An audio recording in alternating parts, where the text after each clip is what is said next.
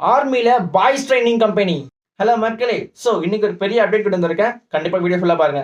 And உங்க பசங்க மத்த பசங்க மாரி இல்லாம ஸ்போர்ட்ஸ கரியரா நெனச்சு போயிட்டு இருக்கான் அப்படின்னா, மெடலு, நேஷனலு, ஒலிம்பிக் அப்படின்னு ட்ரீம் அடிச்சிட்டு இருக்கான் அப்படின்னா, அவனுக்கான வீடியோ. கண்டிப்பா இந்த வீடியோ ஃபுல்லா பாருங்க. ஷேர் பண்ணுங்க.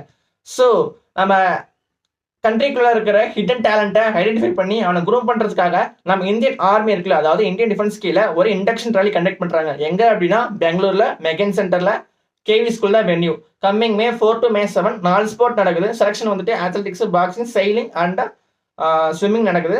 ஸோ எலிஜிபிலிட்டி கிரைட்டீரியா அப்படின்னா உங்க பசங்களுக்கு வந்துட்டு ஏஜ் 11லேருந்து 16க்குள்ள இருக்கணும். அண்ட் ஹைட் வெயிட் வச்சு தான் எடுக்கிறாங்க. ஸோ அதை நான் வந்து டிஎம்ஓ இல்லைனாக்கா இந்த வீடியோ நீங்க கேட்டீங்க அப்படின்னா இந்த வீடியோ போறேன். இல்லைன்னா கமெண்ட்ல கேளுங்க, நான் சொல்றேன். ஓகே. ஸோ இன்னொரு விஷயம் என்னன்னு கேட்டிங்கனாக்கா, அவனுக்கு வந்துட்டு எங்கேயுமே உடம்புல டேட்டூ இருக்கக்கூடாது. ஸோ இன்னொரு விஷயம் என்ன அப்படின்னா, அவன் வந்துட்டு ஸ்போர்ட்ஸ்க்கு அப்புறம் அடுத்த கெரியர் சூஸ் பண்ணணும்ல. அவன் வந்து டிஃபென்ஸ் சூஸ் பண்ணணும் அப்படின்னு நினைக்கிறான்னா 17க்கு அப்புறம் அவன் அப்படியே அங்கேருந்து அக்னிபாத் அவன் செலக்ஷன் அட்டென்ட் பண்ணி போய்க்கலாம். ஸோ அந்த ஒரு விஷயமும் அவனுக்கு அங்கே அவைலபிளாக இருக்கும்.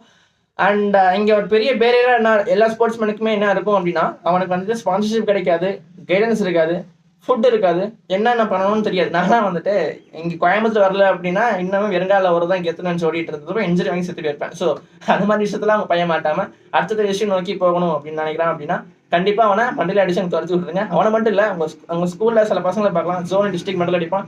அதுக்கப்புறம் வந்துட்டு அவன் என்ன பண்ணணும் சொல்லி முடிச்சுட்டு இருப்பான். அவனை அங்கே துரத்தி விட்டுருங்க.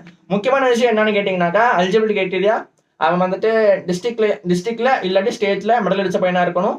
ஸோ அப்பதான் வந்துட்டு அவன் வந்துட்டு எலிஜிபிள். ஸோ மறக்காம ஷேர் பண்ணுங்க, சேவ் பண்ணிக்கோங்க. டாடா, பை.